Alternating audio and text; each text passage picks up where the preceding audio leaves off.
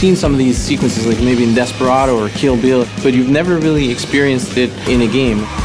The vibe of the game is really visceral, really fast-paced and bloody and gritty. It really gets down to the core of the action. If you saw that on the street, you'd be horrified and calling 911 and not going to work the next day. My name is Ashraf Ismail. I'm the lead game designer on Wet. For us, from the beginning, we had 3 pillars of core gameplay: acrobatics, swordplay, and gunplay. That's where the ideas of shoot anytime, anywhere came from, being able to use the sword from any move. It all came from that concept, that vision of these 3 systems are actually one system.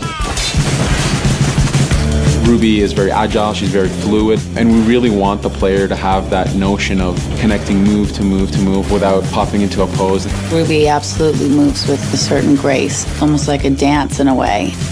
She has her 2 pistols and her samurai sword. She can dive, she can slide, she can wall run, she can eject with the sword off the wall run. She's got the 3-hit combo with the sword.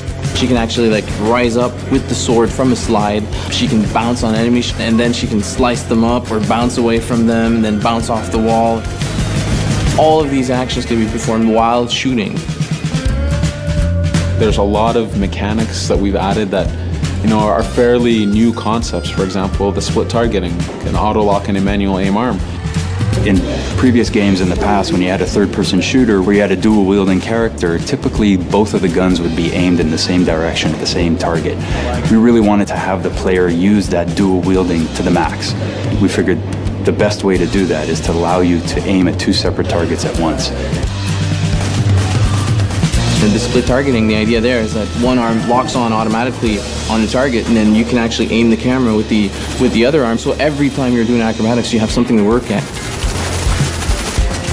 It really rewards someone who really knows how to play, but also for people who are just picking it up, who are learning to use a shooter and a controller for a shooter. It gave them the automatic shooting to ease them into the game. Really the focus of our game is never stopping, putting those actions together and just shooting all the time. If you stop, you're kind of dead in this game. By no means it was easy, and there's a reason this hasn't really been done before. But we've achieved it, and it's something we're very proud of. It's pretty friggin' wicked. There's some scenes that even now, I'm playing the game and I'll see this sequence and it just makes me laugh that this actually made it into the game.